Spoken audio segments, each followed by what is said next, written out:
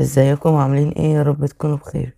النهارده هنعرف ازاي نعمل ذكاء اصطناعي يتوقع درجة الحرارة، وفي الاخر هنرفعه على موقع. اول حاجة لازم تنزل الحاجات اللي هتستخدمها، وهتلاقي اللينك تحت في الديسكريبشن. وبعد لما تنزله وتفتحه، وعشان تفك الضغط، الباسورد هيكون تكوفا 2025. وبعد لما تفكه هتلاقيه جواه ملف اسمه index.html، وفولدر هتلاقي جواه 5 ملفات. طيب عشان نعرف نستخدمهم، هتخش على المتصفح اللي انت بتستخدمه وتكتب جوجل كولاب، وهتدوس على اول ويب سايت اللي هو ده. بعد كده تدوس نيو نوت بوك. طيب ايه هو بقى جوجل كولاب؟ جوجل كولاب ده شبه ان انت بتبعت اوامر لكمبيوترات قوية عند جوجل، وجوجل بتنفذها وترجع لك الناتج في الاخر. وده بيبقى شغال على جي بي يو وسي بي يو قوي، يعني كروت شاشة قوية. ده لو انت مش عندك كارت شاشة. والأوامر دي بتتبعت ببايثون لو حابب. وعشان تعرف تشتغل، هتدوس على السهم ده، بعد كده change runtime type. هتلاقي اهو سي بي يو وجي بي يو وتي بي يو. اما الحاجات اللي مقفولة دي بفلوس.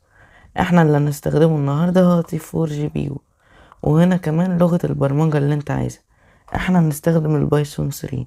واول كود هنستخدمه هو بينزل الداتا سيت بتاع درجة الحرارة من اول 2001 لحد النهاردة. وعشان نعمل كده، هترجع تاني للملفات بتاعتنا، وتيجي عند الداتا سيت، وبعد لما تفتحه تعمل له كوبي، وترجع تاني لجوجل كولاب وتعمل له بيست. بعد كده تدوس رن. بس بيطلب منكم ان انتوا توصلوا بجوجل درايف، عشان درجات الحرارة هتكون في ملف CSV. واهو هنا بينزل كل التواريخ بدرجات الحرارة. وعشان تعرف تضيف كود تاني، تنزل تحت هنا وهتلاقي كلمة كود ظهرت لك. اما تكست دي لو عايز تضيف نوت او اي حاجة. والكود اللي بعديه هترجع تاني للفولدر، وهو train.txt. هتعمل له كوبي، وده اللي هيمرن الذكاء الاصطناعي بتاعنا على الداتا اللي احنا نزلناها. وهو قال data collection complete، فنقدر نعمل رن للكود اللي بيعمل ترين. واهو هنا بيبتدي يمرن الذكاء الاصطناعي بسرعة، بس مكتوب كده رقم كل شوية بيزيد ومن 1000. ده احنا بنمرن الذكاء الاصطناعي على الداتا سيت دي 1000 مرة. كل مرة بيغلط فيها، فلما يتعلم تاني هتلاقوه بيتحسن. فده كويس عشان يعرف يتوقع نتائج افضل. واما الكود التالت test.txt ضيفوه، وهو ده بقى اللي هتقدروا تختبروا فيه الذكاء الاصطناعي. وهنا عشان تعرفوا تجربوه لازم التريننج ده يخلص.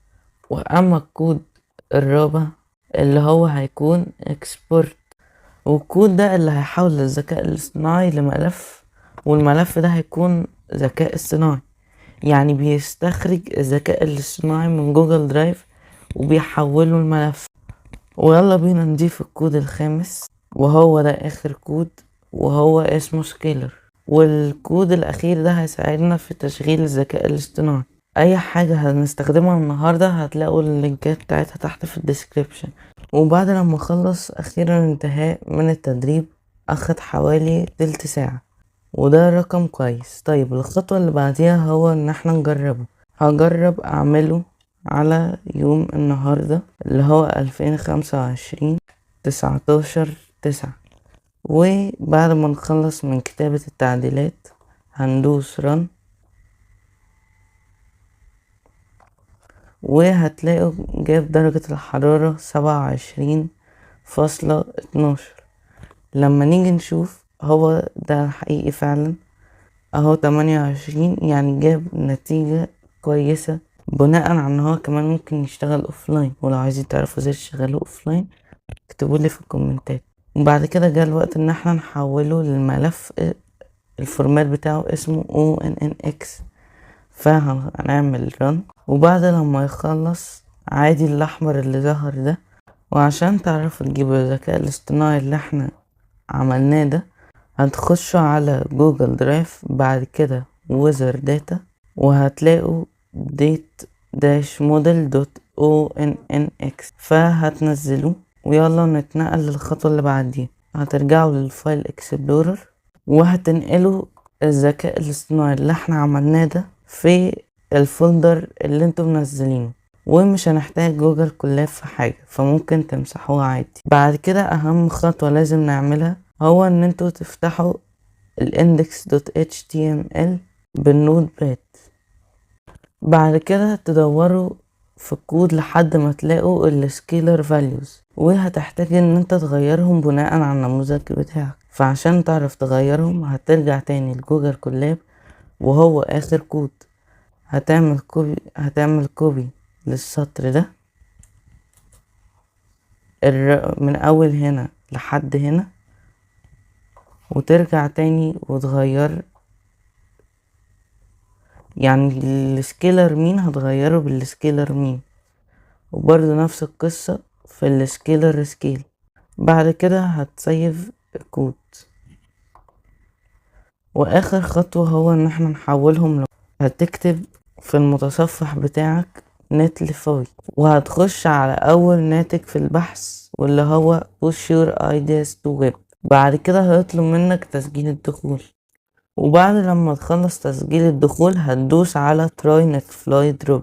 هترجع للفولدر بتاعنا اللي هو AI Wizard Prediction، تيجي على كروم وتعمل له دروب.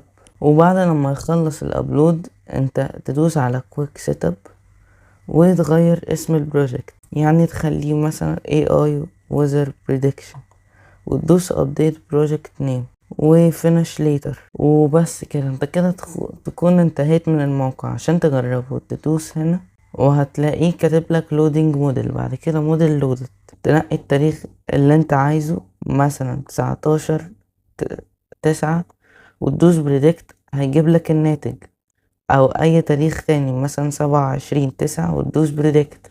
غير كده ان انت ممكن تعمله دارك مود ولايت مود، ودي ميزة حلوة. وبس كده، ما تنسوش اللايك والسبسكرايب عشان ما تفوتوش اي حاجة زي دي، عشان في ناس كتير نفسها تعمل ذكاء اصطناعي. وبس كده، انتوا معاكم كل الاكواد وتقدروا تغيروا كل اللي انتوا عايزينه. سلام.